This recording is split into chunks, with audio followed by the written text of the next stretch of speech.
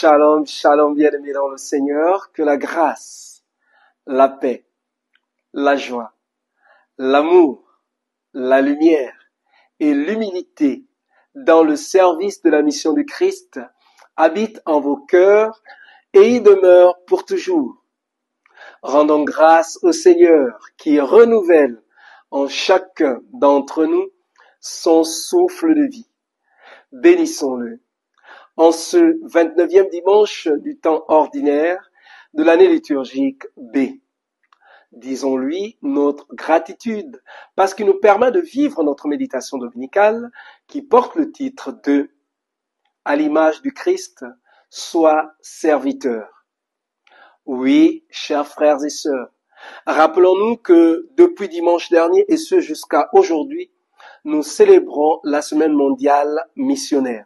La semaine des missions. C'est quoi la mission? C'est une charge que nous recevons de Dieu via son Église. Et quelle est cette charge? Annoncer l'Évangile, vivre de l'amour de Dieu au milieu de nos frères et sœurs, vivre de la vie dans l'Esprit, entendant Esprit Saint. Rappelons-nous aussi que dimanche dernier, il était question de l'appel. Et pour répondre à l'appel du Christ, il fallait se débarrasser de tout ce qui nous empêche d'être totalement à Dieu, totalement au Christ.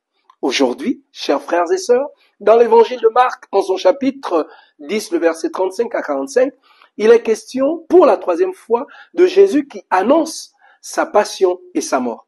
Et là, les disciples, certains sont tristes, bien évidemment, et d'autres, tels que Jacques et Jean, lui disent que lorsque tu reviendras dans ta gloire, permets que nous soyons l'un à ta droite et l'autre à ta gauche. Et Jésus leur dit, pouvez-vous boire à la coupe que je vais boire? C'est-à-dire, pouvez-vous participer à mes souffrances et être tel que je suis? Et là, ils disent, oui, nous le pouvons.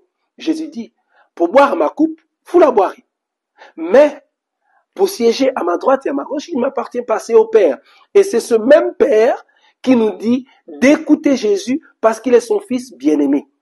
Et Jésus nous dit en ce dimanche que nous ne devons pas voir la responsabilité à la manière du monde. Au contraire, nous devons aller à contre-courant de cette conception de chef, de responsabilité. Et c'est quoi aller à contre-courant? Plus tu es chef, plus tu dois être serviteur.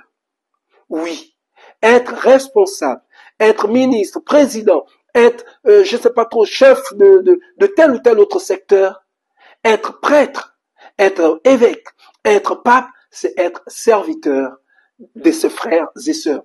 Et pour être serviteur, il te faut prendre une bonne dose d'amour, une bonne dose d'humilité entre les mains de Dieu. Tu te dois de t'abandonner à Dieu pour qu'il te remplisse d'amour. Et Jésus nous rappelle aussi que sa mission ne va pas sans épreuve, sans difficulté. C'est pourquoi la deuxième lecture, la lettre aux Hébreux, nous présente Jésus souffrant. C'est pas sa mort et sa résurrection, par sa passion, par sa souffrance, que lui, il est mort et ressuscité, qui nous a conduits à la vie éternelle. Et dans le livre de la sagesse, le livre d'Isaïe, la première lecture, on nous amène à comprendre que quel que soit ce que nous vivons de mal, quel que soit ce que les gens nous font, nous devons demander à Dieu de nous remplir d'amour et de pardon pour arriver à aller sur le chemin tracé par Dieu. Oui, tu passes certainement par une situation difficile, parce que tu essaies d'être vrai, parce que tu sers le Seigneur, tu passes par des épreuves. Ne te décourage pas. Ouvre ton cœur au Seigneur. Demande à Jésus de t'aider à porter ces épreuves. Demande à Jésus de te remplir d'amour, de te remplir de pardon, pour que tous ensemble, nous ayons part à la vie éternelle pour sa plus grande gloire. Et le salut de chacun d'entre nous, loué soit Jésus-Christ à jamais.